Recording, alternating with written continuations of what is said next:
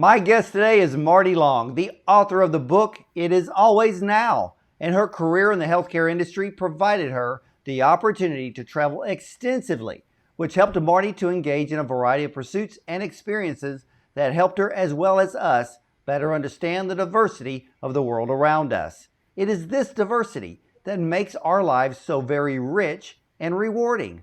Now, using her Golden Partners brand, Mardi is writing books that she hopes will inspire, encourage, and awaken curiosity. Based on her own personal experience searching for God, she strives to keep it simple and positive, knowing that in the end, each individual must realize their own journey. So, ladies and gentlemen, let's welcome author Mardi Long to the program. Welcome, Mardi. Thank you. It's good to be here. Well, in the introduction of your book, you write, "This little book is based on my personal journey that began anew in 2002." So tell us about that personal journey. During my career, when I actually worked in the real world, I traveled all over the country. I worked with computer systems in hospitals. Earlier, I did sales and marketing, which turned out to not really be my forte. And so then I did a lot of implementations, which meant that I traveled to cities all over the world, all over the country, this country, and had the opportunity to meet people. And because it was a long implementation process, I would go back week after week, sometimes for a year. That meant I had a lot of time in airports, and airports have shops. And it also meant I had a lot of time in hotel rooms at night to think things through and just have my own space. So it was about 2002. I found a set of very colorful New Age cards, and because I'm visual, I was very attracted to the color. Each one had a saying on it, and so in my hotel room that night, I started looking through them all, and almost immediately, six of them just jumped out at me, and I thought, "This is what I believe. This I like how they're saying these things." So I took my computer that I always had with me and I went into PowerPoint and I started a PowerPoint based on those six concepts. And over the years, I just kept adding to it. Maybe I read something or heard something that inspired me. And about 2018, I was looking at my PowerPoint that I was still working on. It just was part of my personal study habit. And I thought, maybe I have enough material for a book. So I started pulling things out, and the rest is history. Well, you write that it's important for each of us to develop a personal belief system to better navigate the digital information overload that we experience every day. Tell us more about that. Well, one of people tell me I shouldn't use cliches or euphemisms, but sometimes they just work. And so I do use them. And one of them that I use is wonder wisely, as in WONDER. And when we get this, I think out of self defense, we get in the habit of quickly judging information and we either accept it or reject it. And it's perfectly understandable, but there are times when you really need to stop and read something and look at it and think it more carefully. Just because it's from a source you don't particularly like, or they use a word that isn't your favorite word, don't just dismiss it out of hand. But on the other side, just because it's from a source you trust and they're using words you like, don't just take the whole thing at face value. Either way, we miss out on so much if we don't really evaluate the things that are coming at us. Now, that brings up a big point that you've mentioned. In today's world, you know, I'm finding out that the average person looks at their phone upwards to 7 hours a day. And Could which be means me. we have system overload, we have information overload. And, I will have friends or whatever tell me, "Hey, did you see such and such headline on whatever?" And I'm like, is that even a legitimate website? What source is that? But I agree with you. People have got to learn how to read. People need to read more than just the headline and then make the assumption or maybe agree with it or disagree it just based on the headline without actually reading the article and finding out, is this stuff made up? Because I know how the media works. Everything is a narrative nowadays. We don't know what's Mhm. true. We don't know what's false. Even if people go and look at a trusted source, the trusted source is pushing their own narrative today. So we have got to learn how to read. And I've been telling more people, you've got to learn how to research as well, just to find out what you're reading, if it's actually true or not, or is it truth mixed in with a lie, or vice versa. And is that what you were seeing? Because as much as you travel, I could imagine the information overload you must have experienced. And was there a particular type of regimen you went through to find out the information you were reading was valid or not? Not overtly, but again, by going through the process of developing my own view and my own, what I do call, personal belief system. Over time, it evolves slowly. It's not something that just you can snap your fingers and it happens. I think that's what helped me um, develop habits that allowed me to maybe look at information more carefully. Yeah. Now, in your book, you outlined the 6 steps path to discovery. Now, tell us about that path and how did you get on that path and where does it lead us? Well, again, it started with those six concepts, and I don't know how to how to explain that. But first of all, we do have to the number one step is to open the door, which means open the door of your heart, open the door of your mind, and seek the joy that's out there for you. And then the next step is to evaluate. I call it seek and find, one wisely, and begin to again slowly build what works for you as your personal belief system. And then after you open the door, the real purpose is to awaken curiosity. I think curiosity is what keeps us seeking and finding always. So that's very important. And then it's so critical that you never give up, that you realize we're all a work in progress. We do stupid things, we say stupid things. Sometimes you have to, make amends, but then you need to just get up and keep going. It's always time to get up and try again. Having a pity party will not get you very far. So, now is always the time to get up and keep going. It is always now. See, I like that because I think when we do make mistakes, we even make stupid mistakes, we need to stop beating ourselves up over it. Stop living in the pool of guilt, so to speak, or guilt Hmm. and shame. Hmm. And like you said, pick yourself up and move on. It's kind of like if people would read their Bible enough, they'd understand that, Jesus said one simple thing: go and sin no more. It's that simple. He didn't give us a full blown paragraph to explain it. He just said a few words: get up and move on. And Right.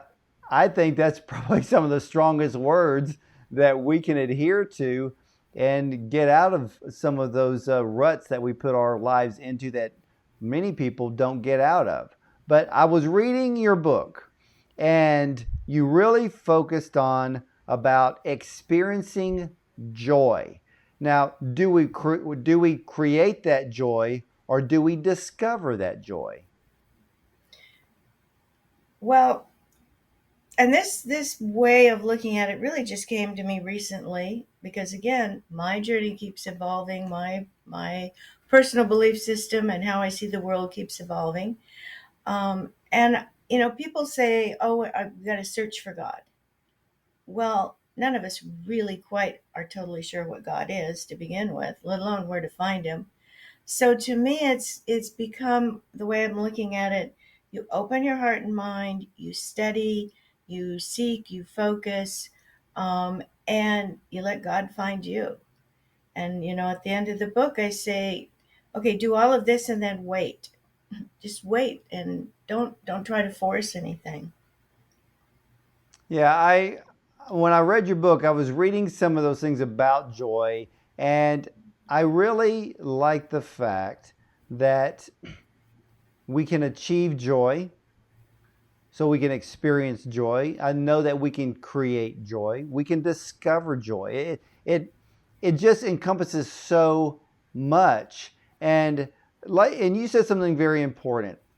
You know, sometimes we push ourselves too hard, or maybe we're pushing God too hard, where God's just like, hey, be at peace, you know, just be calm. And you said it perfectly in your book. He can handle the heavy lifting, he can handle the heavy load. And a lot of us seem to think that we're the ones that have to be carrying that heavy load, or he's the one that said, no, give it to me. But he's not going to be carrying it. A lot of people need to realize he's there to carry it away. And That's a good. I like that. Yeah. so a Mhm. lot of people think that, we got a lot of baggage, but God doesn't want to be carrying that baggage. He wants to take that baggage and he wants to Right. carry it Mhm. away from us. Definitely. So then we will have that full encompassing joy that he desires for us to have. Now, what is the most important message in your book? The most important is just to keep the door open. See, it's easy to say open the door of your heart and your mind. The challenge, the hard part is keeping it open. And that's really what the 6 steps are about. One of the things that I think, two things I think that we can actually learn from science. One of them is how positive, joyful, open minded, mindful people are healthier. So that's a big part of it. The other part of it is that we know that we do in fact develop pathways in our brain and that we have some control over that. And this process will hopefully allow you to develop more positive pathways that that make it easy for the joy to keep coming in rather than blocking it out. Yeah, and I want to ask you something because you traveled all over the world Well, the and country or and the some and over the or world. yeah, but you noticed because you noticed the different levels. I guess we call it levels. Or you saw so much diversity. Seeing the diversity, even in our nation, did that help you write this book? Oh, absolutely. I think part of opening the door is opening the door and recognizing the diversity and recognizing that none of us have all the answers and that we need each other. Where I think humans are designed to be part of something, not to just be isolated. Yeah, and it's funny that even today the media works so hard in acting like they're for diversity when they're really causing a separation when we should be embracing one another to learn from one another, not to judge. There's too much judging going on in our world today, but to learn from one another. And I think most people would do well by listening instead of talking. That's true. The thing with judging is a little bit of a two-edged sword. I mean, we need to judge ourselves against what we know, and we certainly need to protect ourselves and judge situations that are not going to be beneficial. So but when it comes, I think God's point is when it comes to judging other people, that's dangerous because we don't know what's really going on inside of them. And so that's why God needs us to let Him take care of that part of it. And I think that's why the greatest commandment is that we are to love one another. And Right. if we loved first, then most of the judgment would pretty much go out the window. And but your book, it is always now. Why is it important to realize that it is always now? Well, again, I think it goes back to you feeling sorry for ourselves or feeling guilty or feeling like somehow we have to fix something. And we spend too much time focusing on what's happened in the past and our own humanness And that is what takes us off the path to discovery. Yeah, absolutely. And ladies and gentlemen, I've read Marty's book, It Is Always Now. I would highly recommend that if you want to read something so inspiring, motivating, encouraging, enlightening, this is the type of book you would need to be reading. And I really like the scripture references in the book as well, Marty. I was blessed by reading your book. And Oh, thank you. I'm actually going to go through it again and take notes because I usually like to go through a book and do a lot of highlighting. And I'm definitely going to be doing that again. And but so, how can all of my viewers and listeners contact you and purchase a copy of your book, It Is Always Now? Well, my name is Mardi Long, Mardi, like Mardi Gras, Long, and that's the name of my website. So just mardilong.com. There you can learn more about me, and also I do have a study guide out that goes with the book, if for those who want to dig deeper. And I'm also working on another book that I'm starting to tell about on my site. Up in the corner is a little yellow triangle. You can click and buy my book. You can also see the feedback that have come from individuals who've read it, and there is one book review out there. And then of course there's the contact page if you actually want to reach out to me. So that would be the best way, I think. Well, for ladies and gentlemen, I encourage you to go to mardilong.com. You will see that at the bottom of your screen, mardilong.com. If you want to contact Marty, you can do that. But I encourage you to purchase her book, It Is Always Now. For those of you who are searching for joy, you're trying to pull yourself out of the rut. Maybe you are caught in the pool of guilt and shame, and you need to get yourself picked up and move on as Christ told us to do. So this is a book I would highly recommend that you buy and read. And let me tell you something, it will bless you. I can guarantee you that. So please go to mardilong.com. Her book is called It Is Always Now, which I think is very appropriate in this day and age. It is always now. So for all of you, and just like Marty, she searched her own self, searched her own heart. I've done the same and continue to do it on a daily basis. And you do too, because it'll make your life so much better. And then you'll realize what all that encompassing joy the Lord desires to have for us to have and to live and to bless others. So again, Mardi Long's book, It Is Always Now, available on her website at mardilong.com. And stick with me, Dr. Ward Bond, because we'll be right back after this message. All right, Marty.